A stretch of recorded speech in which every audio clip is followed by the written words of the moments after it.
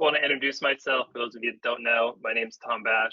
I've got over 20 years of experience in home improvement, so everything from tearing off roofs to managing projects and crews to in-home selling. And I've spent the last 4+ years on the technology side. Here at Leap, I work to partner with the technology and resources that you use every day to help make your job easier and more efficient. I'll be giving you a brief introduction to today's webinar, and then I'll be joined by Brian Gottlieb. I've also have Kelly helping me out in the background. So as we're talking, feel free to drop any questions or comments you may have into the Q&A panel, and we'll make sure to get them answered. I want to go ahead and use that feature, and if you can type in there, you see it there, the control panel, let us know where you're joining us from.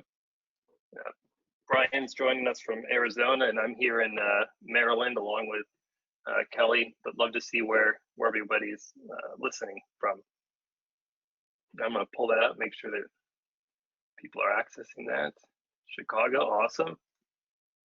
Westchester, we were just talking about that part of New York. From Las Vegas, cool. Rather be here than at the craps table, right? So that's great. Got Michael from Chicago, Los Angeles, Toronto, Kansas City. Cool, right? Awesome, really appreciate that. While you're doing that, if you would, go ahead and type in any questions you're hoping to have answered today.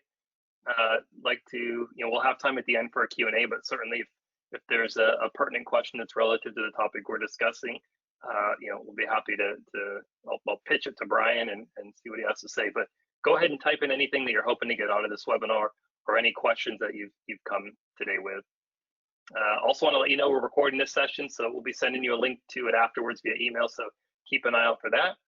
And if you're not already familiar, we do offer weekly webinars on a variety of topics, so I encourage you to check out our blog and connect with us across social media to see what's coming next.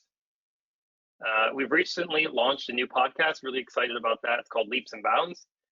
In it, we're bringing you conversations from some of the industry's top CEOs, sales leaders, and home improvement professionals. So I'd encourage you to check that out and subscribe. And hopefully I can have Brian on here in a future episode. So you'll get to hear more of all of his information that he has, really valuable. So with that, I'm going to put this slide, there we go. I'm going to launch this poll, and we're asking you, what type of software do you currently use? So let me click launch. Brian, well, I've got that poll launched. I know that you guys use a ton of software. Anything top of mind that you'd like to share with everyone? Yeah, well, look, I think if you're in the industry, I think it's super important to use a industry-specific software. And we use i360 as our CRM platform. But whether it's i360 or Market Sharp, I think it's super important. I mean, to be able to run your business effectively. And obviously we use Leap and right. Other pieces of software. We also use Engage.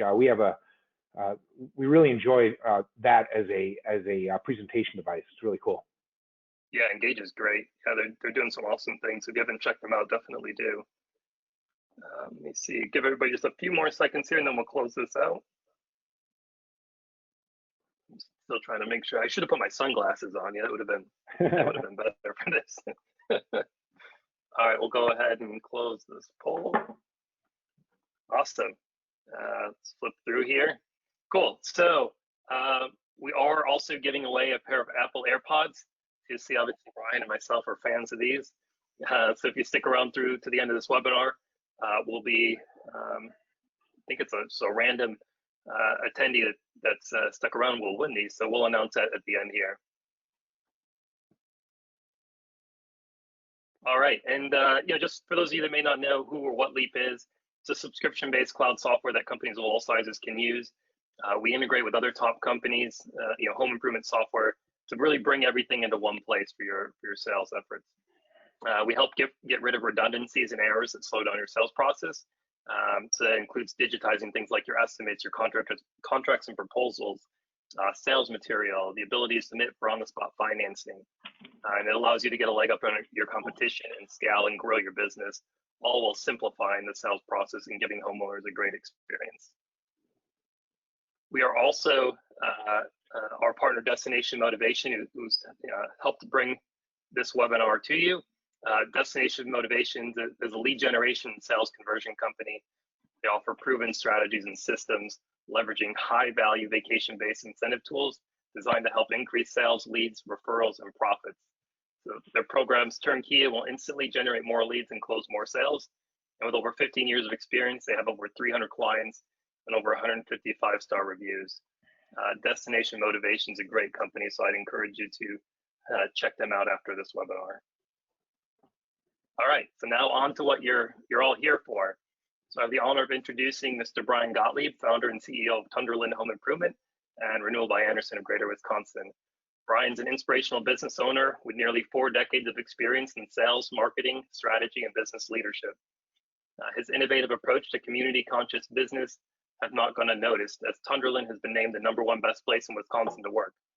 In addition to Brian being a Guinness World Record holder, you have to tell us more about that, Brian. But USA Today News Network named him Entrepreneur of the Year. He was also named Entrepreneur of the Year and Business Person of the Year by the Chamber of Commerce. Brian's goal as a business owner is to create something more than just a home improvement company. The real goal is to create a brand that's woven into the fabric of community. Brian Gottlieb continues to invest in his professional growth. After several years of continued education, he recently became an alumni of Harvard Business School. And Brian, I believe they also sent you that awesome pennant. I just went for I just wanted the banner. That's the only reason I went. Right, absolutely. Yeah, I want to put that bumper sticker on the car. Right. Well, anyways, Brian, welcome. Glad to have you here. Thank you. Thanks for having me. Appreciate it. And thanks to everybody for joining. Appreciate it. Absolutely. So Brian, on today's webinar, we want to talk about, what specific success looks like for key positions within a company. And we also want to discuss how folks on this webinar can and should use technology to elevate their business. And we also plan to discuss what you're doing during the approaching slow season, as well as moving into 2021. And even like to touch on, what you're doing from a recruitment standpoint as well. Yep. But first, I guess before we jump into all that, I want to talk about the year 2020 has been. What's the year been like for you? What lessons did you learn? What did you take away from sort of this unique and challenging year? Yeah, so I think we've all learned the same lesson, right? So in fact, if you're watching this, if you're on this webinar right now, and you're an organization, congratulations, because the first rule of business is to stay in business. And you stayed in business in 2020, that means that you're a winner. Okay, now I think, but also, by the way, you also received a PhD in crisis management. I think our whole team received a PhD in crisis management. As we all know, there was no playbook on what was going on. It was just, okay, what's coming. Not knowing what you don't know is a really, really tough place to be. But I think what I really learned, and I kind of knew it already, but it really reinforced it, is I am so proud of our team. We have just the best team in the world, and I'm so proud of how they responded to very, very uncertain times. It's been joyful to watch.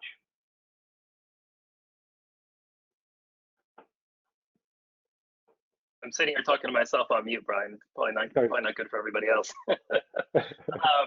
As the events of 2020 unfolded, how did you as a company, pivot from what you were doing to what you ended up doing and put in place? Right, that's a great question, Tom. So you can imagine. I mean, like just most people on this call right now, it happened in March. A big part of our whole marketing strategy was home shows, fairs, festivals, all sorts of face-to-face marketing activities that represented probably close to 70% of our business. And just to put it into perspective, we have about 400 employees. So it's a large organization. We have a lot of salespeople, and business that size, you have to generate a fair amount of appointments. So we really rely on a very strong face-to-face presence. Home shows got shut down. Right, home shows. One day, boom, no more home shows, and just everything was turned upside down pretty quickly. And I think it was really important, early on to say, okay, what do we do about this? But I think in life, whenever we see a problem, on the other side of the problem lives a huge opportunity. And fortunately, early on, we thought, okay, well, now that all of our face-to-face marketing went away, that also means that there's other marketing opportunities that might not have been there before. And I'll give you an example. Early on, again, towards the end of March, cruise lines, all these, Disneyland, these people weren't advertising to come on vacation. So TV stations had a tremendous amount of cancellations, that a lot of openings and schedules. We were able to negotiate rates that were, 30 cents on the dollar with television stations, and really spin and reinvent ourselves into into more of a traditional marketing organization. We should also talk about how technology really allowed us to pivot too, Tom. Yeah, that'd be great. I'd love to hear, what you're able to. I know you've utilized technology for a long time, but Yeah. how did having that technology allow you to pivot and allow you to sort of change gears? Yeah, so we always complained that we have a location in Appleton, Wisconsin. We have one of our buildings in Appleton, Wisconsin. We just acquired another business down in Milwaukee, in fact, last week. We have a location out here in Arizona. And the one thing we always have in common is we never have enough parking spaces. Our parking lot is always too big because we keep growing. And well, when we can no longer have more than 10 people in an office, all of a sudden we have plenty of room in our parking lot. But that could have been a really, really disruptive moment in our business. Fortunately, very fortunately, we've been embracing technology for years. My son, actually, who was one of the first employees of the business back in 2009, he had the vision that if we could expand our call center by maybe being able to work remotely, so maybe single moms that can only put in a couple of hours a week had an opportunity to actually work for us without having to commute back and forth. So we were able to within 2 hours, take our entire call center with 40 people in it and flip them to working remotely. But beyond that, we use Leap, and Leap is a big deal because it's allowed us to work remotely super easy. So our salespeople, and we use it in a lot of cool ways, by the way, which we can talk about. But without technology, if our salespeople were always using paper contracts and they had to come in the office every day and nobody's in the office, it would have been really, really tough. I think a lot of companies probably were at the bottom of the learning curve trying to figure out how to go remote, and I'm sure it was tough for a lot of people. Yeah, absolutely. We've certainly felt that when all of this hit and folks realized that, hey, I really need to go digital help. Yep. And as you know, I mean, to stand something like that up takes some time, a time commitment to actually implement and want to change, and it's not something I think that you do at a flip of a finger. Thankfully, now we're 10 months into this, and everybody's really up to speed and running. But I imagine for you, sort of being that early adopter to technology allowed you to make those pivots and changes where you needed to, but not be reactive. I think you were pretty proactive as far as adopting technology. Yeah. So look, and for those that don't know the history of Tundraland, just so that I can share a little bit of that, and I can tell you why we plugged technology in and when we did it. It was May of 2009 when I started this business, and I started it in the back of a friend's warehouse on a plastic folding table with $3,000 in cash. And it was just me on a plastic folding table with $3,000 in cash. And I knew that if I was going to, again, the first rule of business is to stay in business. So it was a matter, okay, let me sell something in order to live and fight another day. And as the business has grown, and next year we'll do over $100 million in revenue. So the business has grown significantly.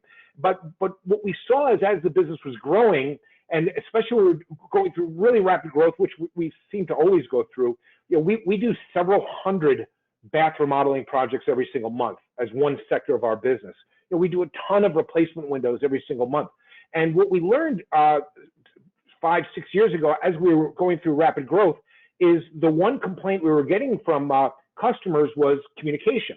That we weren't great communicators. And I'll tell you what, and I don't know how many businesses can relate to this, but we kept putting systems and processes and people and throwing stuff at trying to become better communicators. And the more we grew, that still reared its ugly head. And I think what it comes down to is that because we're not dealing with 5 customers that are lifetime customers, the home improvement business, the remodeling business, every day it's a new customer. Every day it's a new customer. And every new customer has a different level of expectation what is for good communication. So what we wanted to do is we wanted to create a way where we could really reduce the need to communicate. So the vision was this. The vision was this, and this is what we do now. And it's become a point of differentiation through operational excellence. And we couldn't do this without the technology that we use. When a salesperson is meeting with a customer in the home, and the customer buys something, the salesperson, while the customer is in front of them, sends the contract digitally, because we're using Leap, sends it into our customer care room. Our customer care room then immediately reviews the contract, because they're open until 10 o'clock at night, with the homeowner and with the salesperson still sitting at the kitchen table.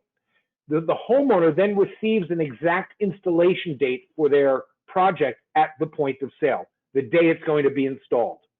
So what we've done is we took a real problem that was communication, and we totally eliminated it, because it's no longer a problem of communication. Once somebody knows their installation date, they're happy.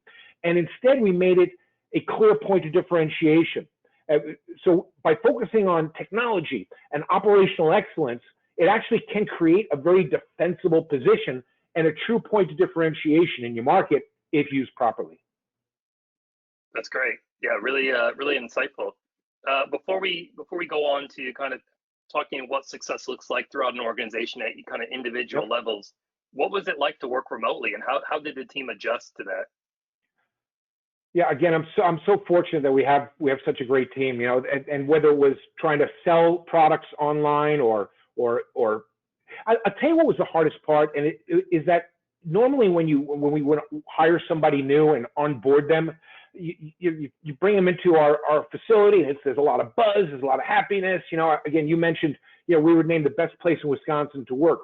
We have such a strong culture inside of our organization, a culture where people believe in themselves and they believe in each other, and there's a certain energy inside of the company. So when you onboard somebody, or you're trying to hire somebody and you want to give them a tour of the facility, there's this energy that you just feel.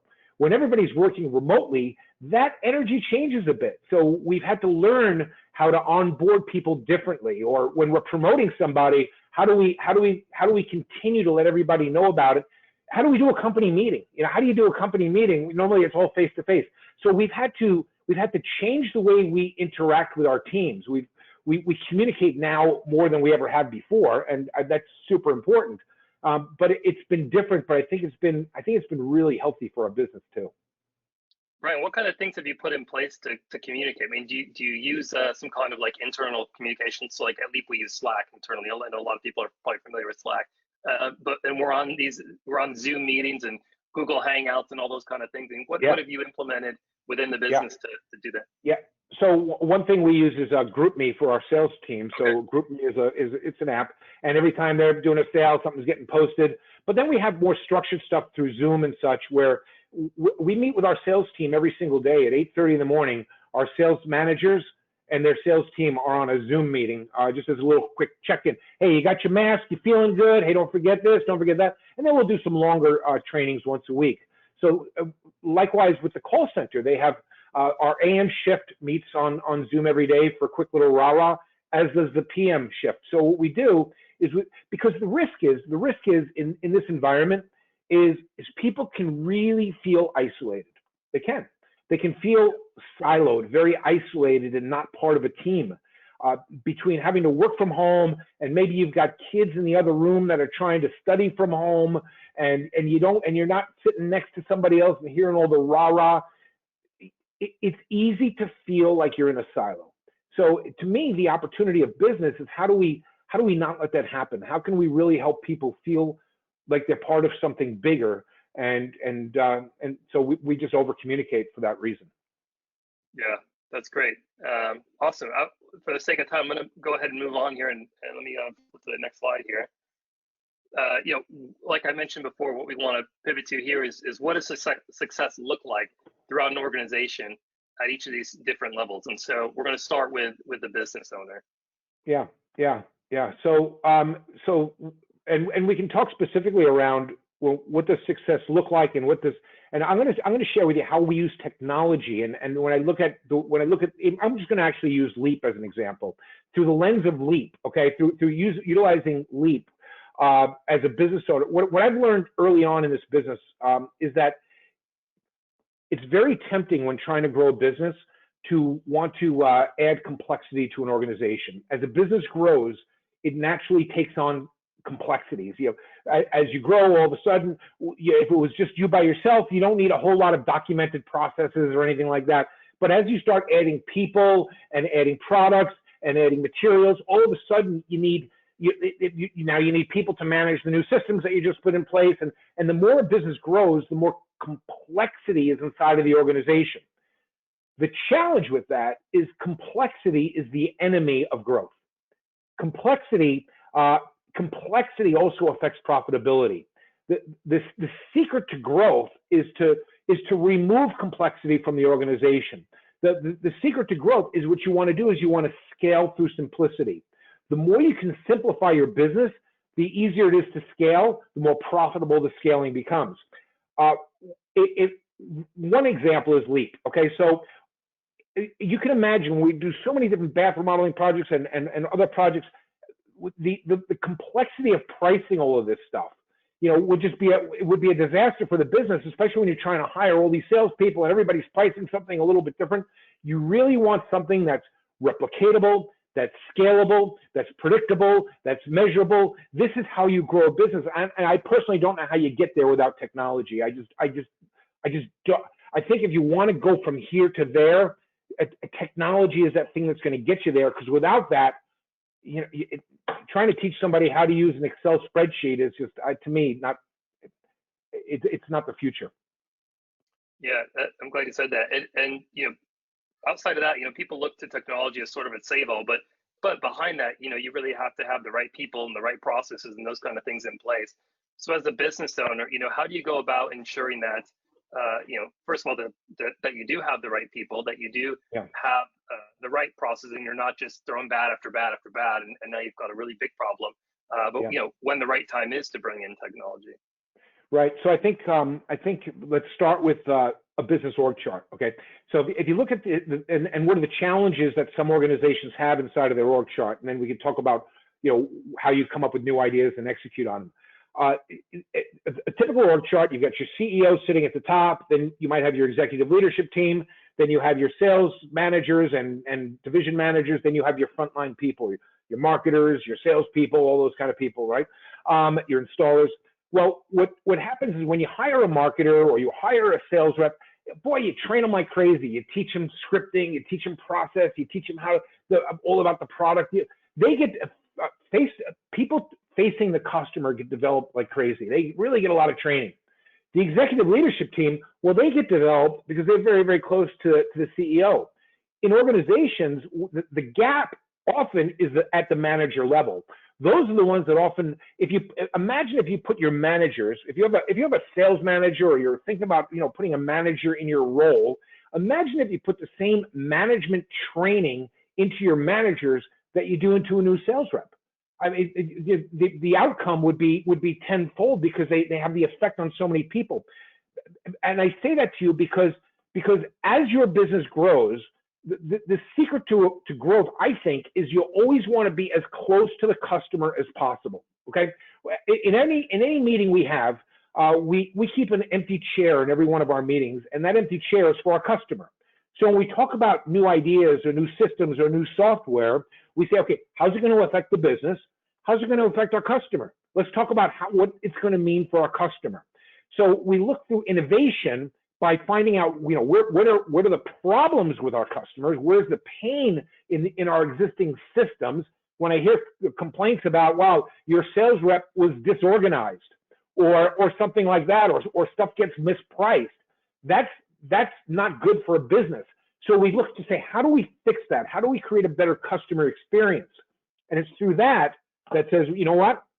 We need a way where it's not about the salesperson knowing how to figure out a price on a spreadsheet. How do we automate some of that? How do we simplify some of that? How do we make it so we're not spending half of our training class with our team on teaching them how to price stuff? How do we spend the majority on technique and make the pricing the easy part? So when we start to look at innovation, again, that's how we determine what to plug into the business. It all has to start through the lens of the customer. Yeah, that's great. I'm gonna go back to you started talking about training managers, and I want to talk a little bit about the managers, and I've got marketing first, and then we'll talk sales.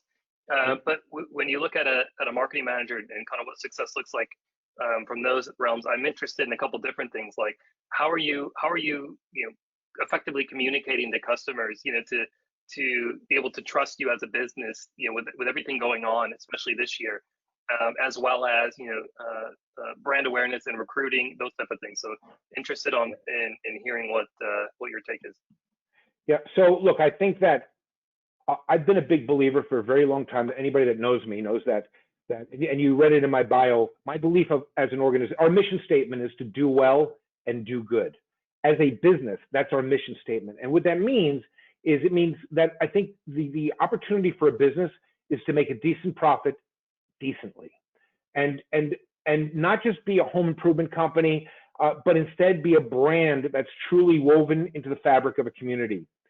That we and then we have to prove it. So we have to do good things in our community, and we do good things in our community all the time. The seeds that we've laid over the years of being in business really came back, tenfold during this pandemic, where people didn't want 5 contractors in their home giving them prices. They wanted one that they could trust. So we really came out of this really quite strong. And other things we do, by the way, just to build trust. Earlier you said, what's that, about the Guinness World Record? I have the plaque over there. I don't know if you can see it. There's right there.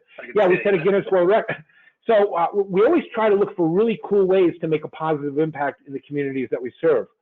The way we got that is through our Windows for a Cause program. And what that is look, over the course of a year, we'll install a lot of windows in people's homes. And like most of you that do windows, when you take the old windows out of somebody's home, you typically throw those old windows in the dumpster. Well, we said, that's a real shame. What if we didn't just throw them in the dumpster? And so what we started doing is we started working with local artists, community members, high schools and elementary schools, the police department, the fire department, the Green Bay Packers, the Milwaukee Brewers, and we would give them these old window sashes, and we would ask them to repurpose them into beautiful art pieces. And then what we would do is once a year, we would display these art pieces. In fact, I'll show you one. I have one right next to me. Here's a repurposed window. That's now a really cool art piece with a 1920 Harley Davidson, by the way, on that thing. So anyway, so we would take all these really cool art pieces, and we would put them on display downtown Appleton, and we would hundreds of them, and we would do a giant public auction, and 100% of all the money raised would go to make a positive impact in the life of another individual that was in need in the community. The first beneficiary was this guy named John Green. He was a Vietnam era war veteran who was stuck in a wheelchair for over 40 years. We raised enough money to get him a custom wheelchair that stands up. He can stand up for the first time in 40 years off of windows that would normally go in the trash. So that's just an example. So anyway, I wonder what's the record on the most windows ever displayed. So I called Guinness to ask them, and they said, well, there isn't even a category. They said you need 1,500 windows displayed. So we did a community calling. We had a whole community come out and paint windows, and we had 1,651 painted windows, and we got a Guinness World Record for it. That's awesome. But that's how we get the community to trust us. Yeah, no. So I was going back to that. Things that you're doing from a community perspective, and how you message those to the community, and the initiatives that you're involved in. I'm sure all play a role in building that brand awareness. And I also wanted to ask you. I know that you guys work with Destination Motivation as well. Yeah. How do you go about utilizing that aspect of your business as it relates to marketing? Yeah, so not only do we use it as a incentive for the homeowner, right? And we use it in our marketing approach a couple of different ways. There's a lot of pent-up demand for people wanting to go on a vacation. It is a great time, right? Yeah, there's a huge. What a great time to offer people a vacation voucher, so that if and when they're ready to go on vacation and feel comfortable going on vacation, we got you covered. How we use it in our recruitment is this. So look, we are, I always believe that our organization needs to be the best opportunity out there for our people, okay? I believe that, and I believe we are. And again, 4 years in a row, we've been named the best place in Wisconsin to work for a reason. What we do is, one of the things we do is, when somebody starts with us, we have pet insurance, by the way. I just want to make that point. I mean, who's got Love pet it, insurance? love it. We got one of the cool perks. But anyway, but in addition to all the different cool incentives that we have for our employees, when somebody starts with us, after 90 days, they earn a 1 week vacation. Okay, they earn 1 week's vacation. They accrue after the first 90 days. So if somebody wants to join our organization, because first and foremost, we have to be a training organization. When you think about the importance of being able to grow your business, you've got to be excellent at recruitment. You have to be excellent at recruitment. And that means treating recruitment like you treat your marketing. It means treating the way you treat a lead when it comes in for a window job or a bath job. That's how you have to treat a resume when it comes in. You have to call it immediately. You have to get it, and you got to figure out if it's correct. How do you onboard it quickly? So what we're doing, we just started doing this, is we let people know that, not only do you get to accrue your first week's vacation after 90 days, we'll take care of the cost of your vacation for 2 by supplying you with a couple of travel vouchers. So we do that as a signing bonus, and it's a great way to get both the husband and wife involved in the business, which is so important as part of our culture. And anyway, so it's awesome. It's pretty cool. Yeah. Yeah, that's an awesome initiative. It's really cool. I've talked to Leap about that one. Yeah, and by the way, Tom, and I'll share with you that if you say, where is the blind spot for 2020 right now, or 2021, at least the first half of the year, we called this early on. Some months ago, I challenged our entire leadership team that come this fall, for whatever reason, we can possibly have 20 to 25% of our workforce unavailable to work for whatever reason. Maybe because their kids they're trying to homeschool kids. Maybe it's because they were exposed to coronavirus and they have to shelter in place for 10 days. Maybe, for whatever reason, there was a time when, if somebody said, I've never missed a day at work, I've never missed, that used to be a great thing. Now it's like, oh, you got the sniffles, you got to stay home. We're in a different world. So I challenged my leadership team some months ago to overstaff our business by 20 to 25%. So that, and you know what? It's a good thing we did. And I think that, look, I've never had too many production people. You can always generate more leads and sell more stuff. So I think when you're thinking about your business, if you're on this, think about some creative ways that you can really scale up your workforce. It will be a point of differentiation first quarter of 2021, which we can talk about in a little while, and I'll tell you why. Yeah, awesome, great. So moving on here, I want to talk about the sales manager and sort of what their role's been like, and how with everything that's shifted and utilizing technology, what does success look like as a sales manager? Yeah, so for the sales manager going through the pandemic, where they're not meeting, we have a whole room dedicated to training. I mean, it's a whole second floor of our building dedicated to training. If you would have asked me when I first started the business who we were, I would have said we were a construction company. If you would have asked me 7 years ago, I would have said we're a sales and marketing company that happens to be in home improvement. If you ask me today who we are, I'd say we're, first and foremost, very simple, we're a training organization. That's what we are. We have to train and develop people better than anybody else. If we win at that, if we win at training and developing, we're going to win at everything. Okay, so we have to hire people that are trainable. When you can't train face-to-face in an environment because things have changed in a post-COVID world, you have to have technology. You have to have good technology. Our partnership with Leap has been absolutely instrumental in being able to scale through this pandemic. To not always have to, I can't put 30 people in a room and do a training to a bunch of new salespeople. I actually called my sales manager yesterday, and I asked him how has Leap helped him from the trainability factor, and he was talking about how he builds packages, and it's there's only one right way to price something, and if you're doing it by pen and paper, there are a lot of ways to get to the answer.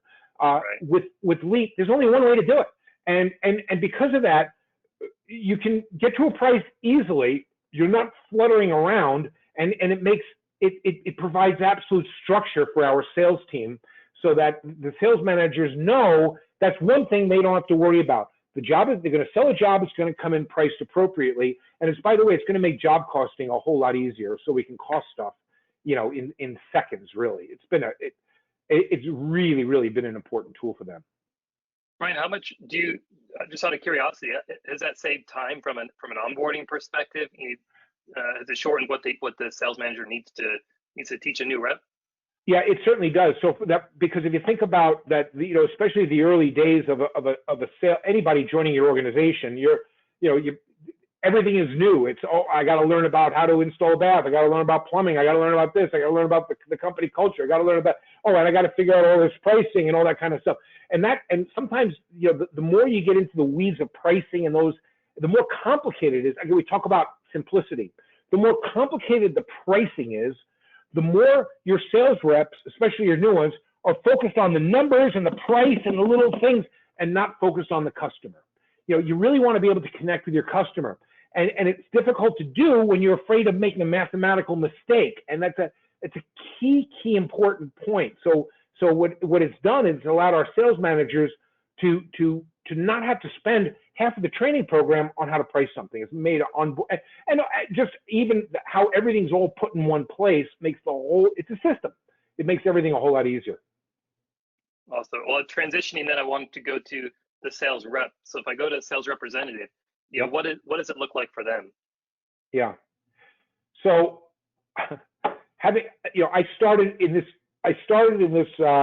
industry carrying the bag in the home, just like a lot of people watching, you know, selling at the kitchen table. And I had my pitch book. It was actually kind of cool because it was a triangular pitch book, and it had a picture on this side and had the script on my side that they couldn't see. And I would read the script and I would turn the page. So I had my pitch book, and then I had my pricing thing, and then I had my credit applications, and then I had this stuff, and I had that stuff. And, you know, I had stuff all over the place. And I think, you know, in some ways, it appeared to be a little disheveled. And if you don't understand what LEAP is, I think the best way for me to explain it is like this. You take all that stuff and you put it in one thing, okay? You put it in one thing and it's all right there.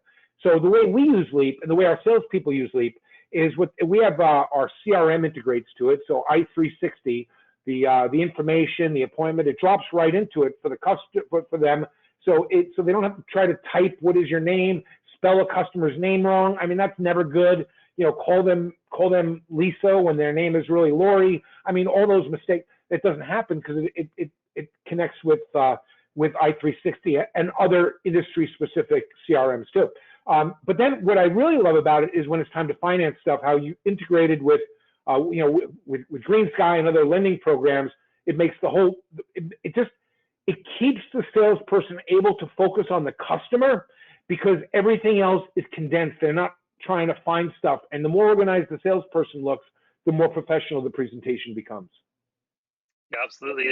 And you mentioned Engage earlier. I imagine that they're you know, utilizing technology like Engage in the home to help sell and tell a story. Like I mentioned before, it's certainly encourage others to take a look at that as well. Yeah, and Tom, by the way, what I love about Engage as a tool, and you know, you can weave things, you can weave like your promotions with destination motivation into an Engage presentation. It's about personalization. It's taking a presentation and personalizing it. It's a great tool. People should look at it for sure. I'd be remiss if I didn't ask you, you know, how does the team, the sales reps, utilize you know, travel vouchers from destination motivation as you know, within their sales process? Yeah, so look, we use it a few different ways. Okay, we use it a few different ways. Well, one way we'll use it as in our marketing to generate an appointment. Another way we'll use it is we never want to make a discount the reason to buy. We want to make the discount the reward for buying. So if somebody is, you know, doing a, you know, house full of windows with us, or a beautiful new shower or a bath system, we love to surprise them with a cruise voucher. Look, there are plenty of friends of mine that use it as a reason to buy, and there's nothing wrong with that if that's what you want to do.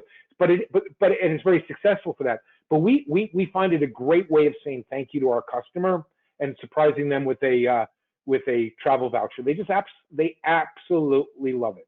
They love it, and it's a great program. And what's cool about it is the customers love it. And destination motivation, by the way, is excellent at capturing customer reviews. Your customer that just bought a house full of windows from you, you're giving them a voucher. They've used the voucher. They've written a review about their travel experience, and then they send that back to your salespeople, which makes your salespeople feel really positive about using the voucher again. It's super cool.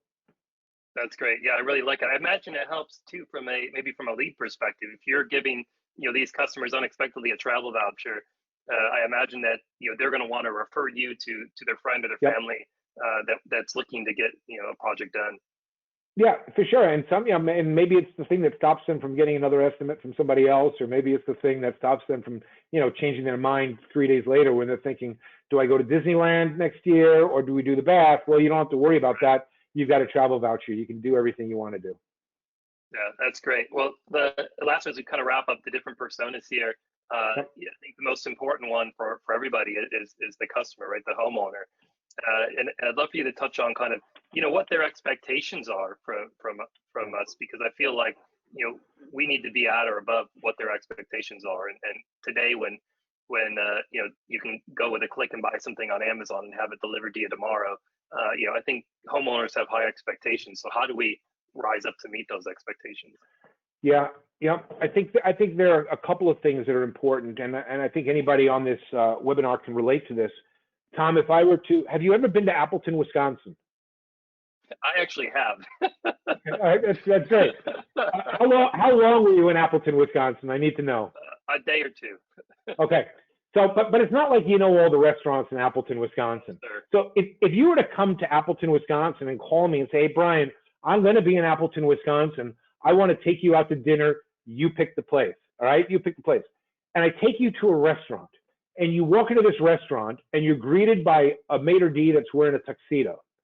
And you're looking out and you see all the tablecloths, beautiful tablecloths, gorgeous stemware, lovely music playing around, the whole ambiance, the image is sensational. You're thinking to yourself, boy, Brian, you sure didn't pick a cheap place for me to take you out to dinner, right?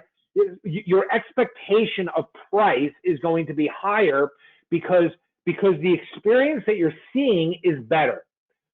Technology, if used properly in a presentation, raises the customer's level of expectation when it comes to price. It alone can help build value because it's professional and it's sensational, and therefore you can demand a higher dollar. That's one reason. The second reason is, in my opinion, there's something called FUD. FUD is at the core of every single objection. FUD is the reason why your customer needs to get multiple estimates. FUD is the reason why they never make decisions that quickly. FUD is the reason why they have to talk to their uncle who's a financial consultant. FUD, FUD, FUD. What FUD stands for, it stands for fear, uncertainty, and doubt. Customers have FUD. When they first meet you, they're in FUD. They don't know if it's a good idea to buy something, all this FUD. They're already going to have their own layer of FUD when you get there. What you don't want to do is you don't want to introduce new layers of FUD by being disorganized in the home. If the customer views you, the professional, and maybe, by the way, I shouldn't say you, if they view your salespeople as disorganized, you maybe think they're going to think their project is going to be disorganized. You maybe think it could potentially be a reason why they shouldn't buy. And so what you don't want to do as an organization is, and especially as you're growing, because everybody's growing right now, and as you're hiring more salespeople, it's your brand that's being represented in the home. Your customer is viewing your brand. Your salespeople are serving up your brand. You want it to be served up in a very organized manner, not to introduce new FUD and not to create a new objection that didn't exist before. Technology shows that you're not new at this. Technology shows you know what you're doing. Technology differentiates you when done properly. Yeah, that's great. Really, really great points. I'd encourage everybody that's on, if you have a question, please type it in there because we do have time for Q&A towards the end here, and I want to make sure that you get a chance to put that in. Brian, before we get to Q&A, I want to kind of turn our attention to, this time we're entering where it's a slower period for most, and where you're starting to do planning for 2021. What are your plans for the slow season? And what do you plan on doing in 2021? Yeah. So let me start by saying to never be held hostage by rules we create in our own mind. Okay, never be held hostage by rules that we create in our own mind. So in other words, if you don't like the rules, change them, right? That's that simple. So what are we going to do in the slow season? We're going to not make it a slow season is what we're going to do. So we're going to start there. We're going to say, okay, how do we not have a slow season? That's the first thing, okay? And I think there's real opportunity right now. I think because normally you say, okay, well, window business is down in the winter. People aren't doing this kind of stuff in the wintertime. I just think it's a different year. And I think a lot of companies have a very, very big backlog. And going into 2021, they have a very big backlog, and in some ways, an uncontrollable backlog.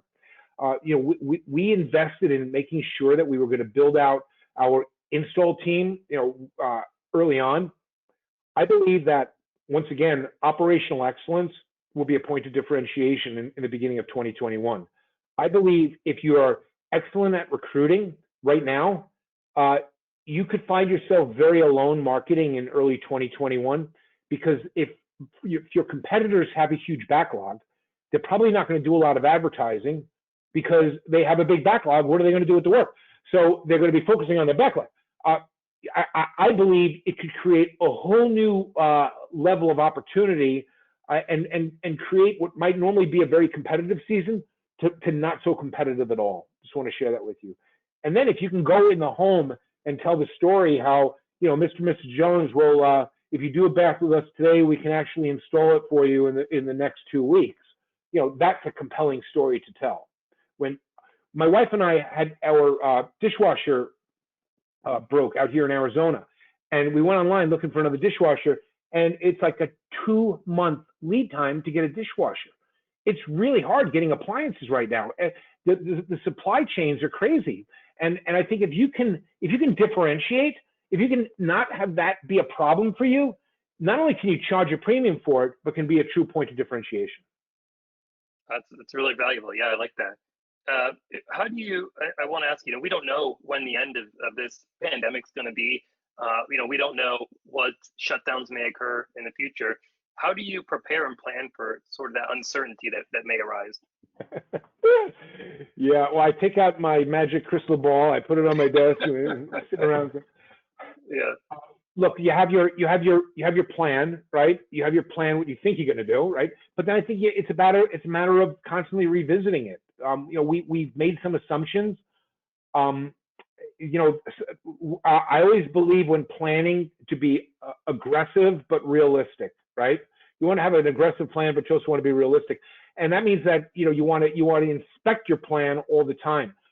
Look, I know they say home shows are going to happen later in Wisconsin, maybe in April. Are they going to? We're a partner of the Milwaukee Brewers, and we have displays inside of Miller Park, and there are 3 million people that walk through Miller Park, and that's a lot of lead generation for us. Miller Park didn't have any fans this year. What's it going to look like in 2021? Tom, I was hoping on this webinar you were going to tell me, because I have absolutely no idea. But I think what we know is that we have the best team in the world. And I think as long as we go through this and come up with an aggressive plan, come up with what we think is going to happen, and then as a team make sure we're communicating well, I think we can react to anything that comes our way. Yeah, I think you said the key word there, Brian. Communicate. I think that back to your FUD, right?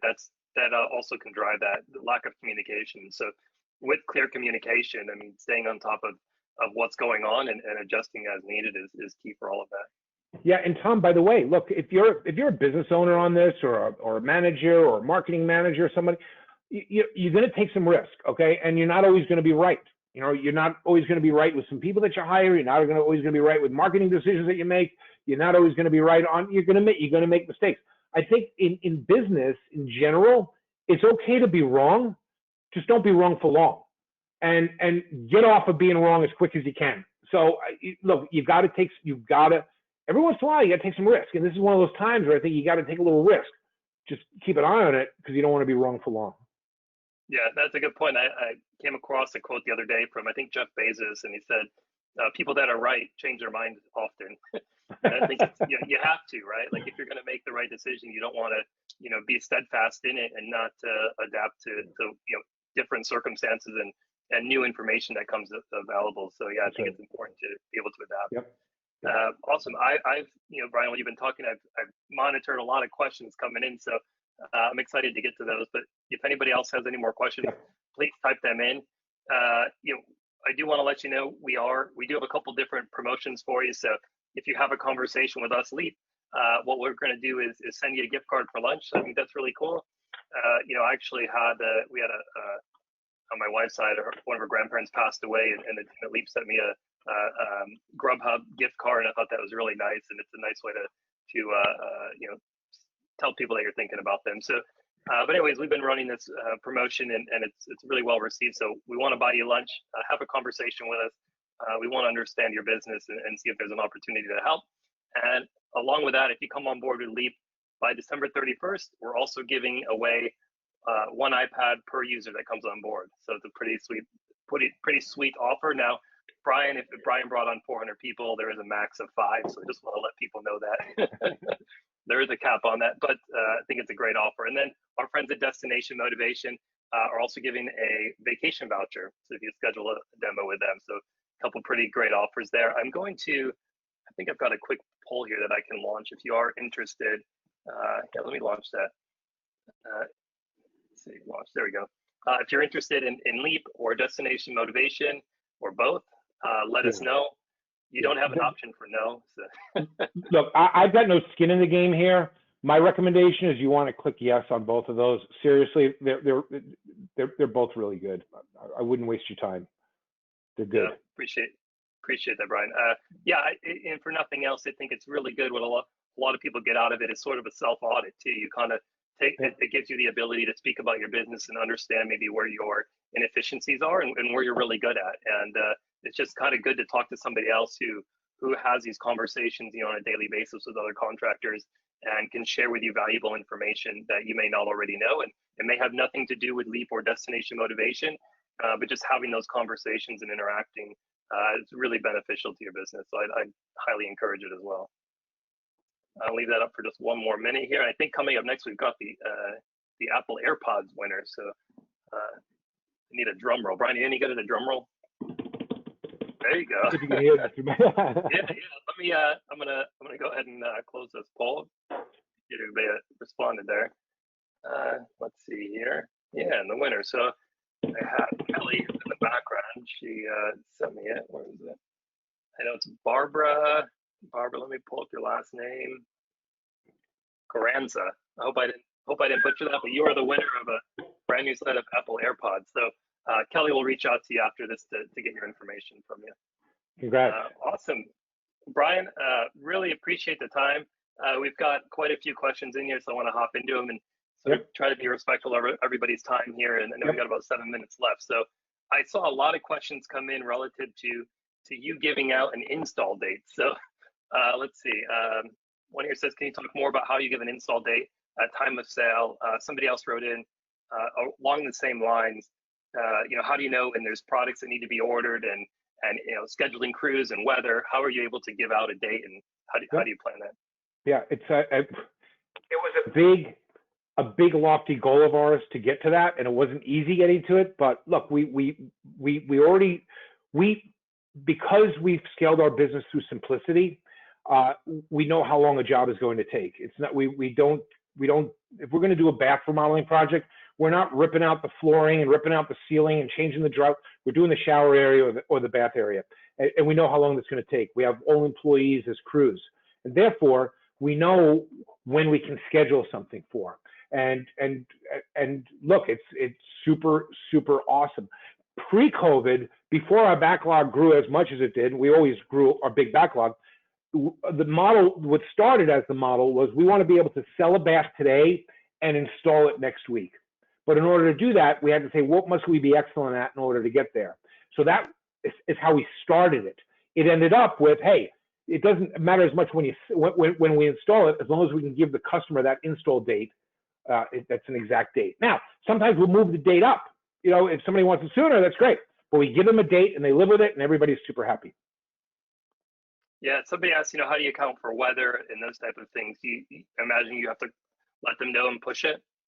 No. So first of all, rain Oh, or shine, we can install a sure. bath project. So it's all inside. It's interior remodeling. It's a lot easier to do on the inside than the exterior remodeling. Interior remodeling all day long. But also, look, we have a lot of installers. We have a lot of employees. So we know how does Southwest Airlines always fill up their airplane, and every once in a while they have somebody extra seat that they're willing to give away for $400. What they actually do is they overbook a certain percentage, knowing that stuff is going to change. We kind of follow the same model as Southwest Airlines and the efficiencies in the airline model. That makes a lot of sense. I may come back to you on that as some more follow. I see some more follow-up questions coming in, but Yep. Mark asks, like, how many products do you sell, or maybe how many different like lines of products and trades? Yeah, 4. Renewal by Andersen Windows. We cover the greater Wisconsin market, Northeast, Wausau, and we just recently acquired Renewal by Andersen of Milwaukee. That's one of our businesses, Renewal by Andersen Window. We sell jacuzzi bath remodeling. We cover the state of Wisconsin, and we cover Maricopa County out here in Arizona. So we do hundreds and hundreds of bath projects a month. Kohler walk-in tubs, walk-in baths for the aging population. And the 4th product is our deck in a day business. So we have decks throughout Wisconsin that we do. That's it. 4 products. That's it. Awesome. Maricopa, I think, is the fastest growing county. I think I heard, Brian. I'll tell you what, I love it out here. It's beautiful. Yeah, it's great. Yeah, it's great business. Keith asks your thoughts on shortages in the trades and ways to compensate. Yeah, it's a concern. We because we again scale through simplicity. We've brought in inventory. At one point we were bringing 5 weeks worth of projects in advance, so that in case the supply chain was disrupted, we could get through it. Right now, we're bringing in 3 weeks worth of inventory in advance. I think the challenge you have in the home improvement business is if you're doing like high-end kitchen remodeling and everything's always a one-off, all of these things that we're talking about are a lot more difficult to do. We don't do one-off projects, so we offer like 7 different types of showers, and we offer 5 different types of hardware, so we can scale up on inventory in case there are supply chain disruptions, which you can count on there will be. Yeah, absolutely. Jason asks, are your installers subs or employees? Like, how do you control, or the follow-up is, how do you control your production schedule so well that you can provide the customer with an install date at the time of sale? Yep, we use employee installers, so W-2'd employee installers. We have 4 master plumbers on our payroll. Nothing against subcontractors. It's just not our business model. Our business model is employees, it's culture, it's believing in people, it's giving them an opportunity to grow, about creating that next leader. It's all employees. And look, it's definitely because when we first did baths, when we first started our bath business, we used to use subcontractors. And it was really, really difficult to have a predictable production schedule because of that. That's when, forget that, go this direction. So it's a great question. Yeah, it makes a lot of sense. Yep. Jason asked a question, does Leap integrate with Synchrony Financing? And we don't. That's a great question. We do integrate with Green Sky, Service Finance, Enterbank, Fortiva, Foundation, and Dividend. So there are some lenders that we integrate with. Got another question here. So I'm trying to scroll through here. A lot of these are about scheduling and giving that install date. There's a lot of variations of that question I'm seeing in here. Yeah, we could talk for an hour on that one alone because sure. Tell you what we had to put together to make that happen. It's cool though. But that's what I mean.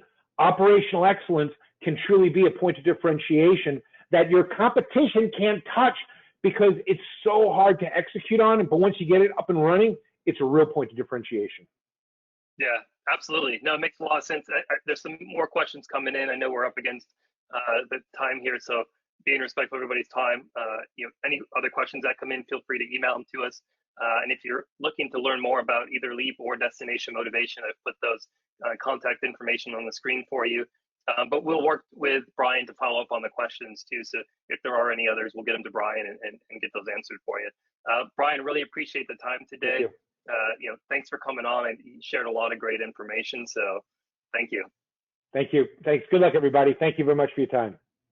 Awesome. Thanks.